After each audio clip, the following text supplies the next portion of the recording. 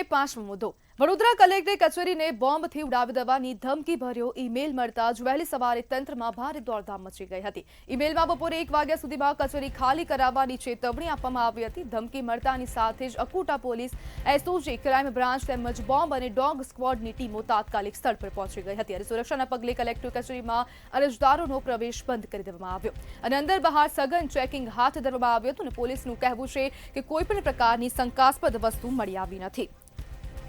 ત્યારે આપણી સાથે સાયબર એક્સપર્ટ મયુર ભુસાવલકર જોડાઈ ગયા છે। મયુરભાઈ, રાજ્યમાં સતત અનેક જગ્યાએ ઈ થ્રેટ મળી રહ્યા છે, તો તેને લઈને શું કહેશો? સૌથી પહેલા તો આ એક જે છે તે વિદેશી તાકાત અને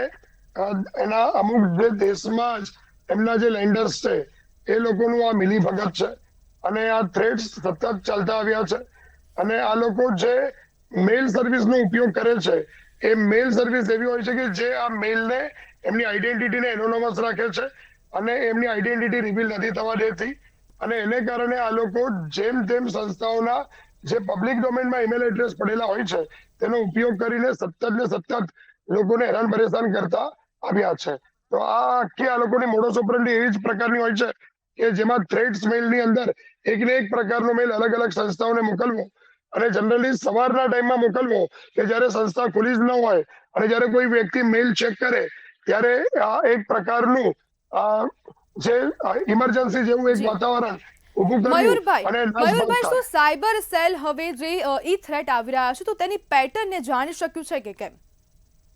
યસ, સાયબર થ્રેટે ઓલરેડી આવા કેસીસ સોલ્વ કરેલા છે। તમને અમદાવાદમાં પણ જ્યારે ઘણા બધા જ્યારે આ મેલ આવતા હતા અલગ અલગ, ત્યારે એક બેનને ચેન્નાઈથી પકડીને લઈ આવ્યા હતા અને આઈડેન્ટિટી કરવી કે આઈડેન્ટિફાઈ કરવું પણ એ બહુ લાંબી પ્રોસેસ છે। ખાસ કરીને હું મંતવ્ય ન્યૂઝના માધ્યમથી હું એ કહેવા માંગુ છું કે હવે એક નિર્ણય લેવાનો એવો સમય આવી ગયો છે કે જે આવી એનોનોમસ સર્વિસ પ્રોવાઈડ કરી રહ્યા છે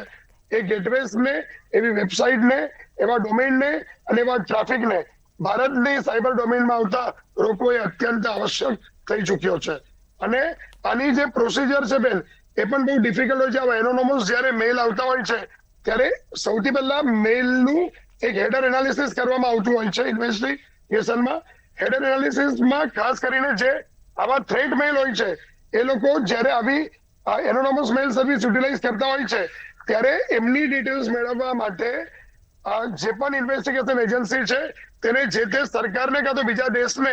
આવો પત્ર મેલ મોકલવો પડે છે કાં તો ત્યાંના કોર્ટમાં કેસ રજીસ્ટર કરવો પડે છે અને ત્યારબાદ એમની આઈપી ડિટેલ્સ મંગાવવામાં આવે છે અને ત્યારબાદ આઈડેન્ટિટી થાય છે। એટલે પ્રોસિજર બહુ લાંબી છે પણ જો આપણે ટ્રાફિકને જો રોકી લઈશું અને આવા ટ્રાફિક જો ફિલ્ટર થઈને જ આવશે તો હું માનું છું કે આવા મેલ આવતા અટકી શકે છે।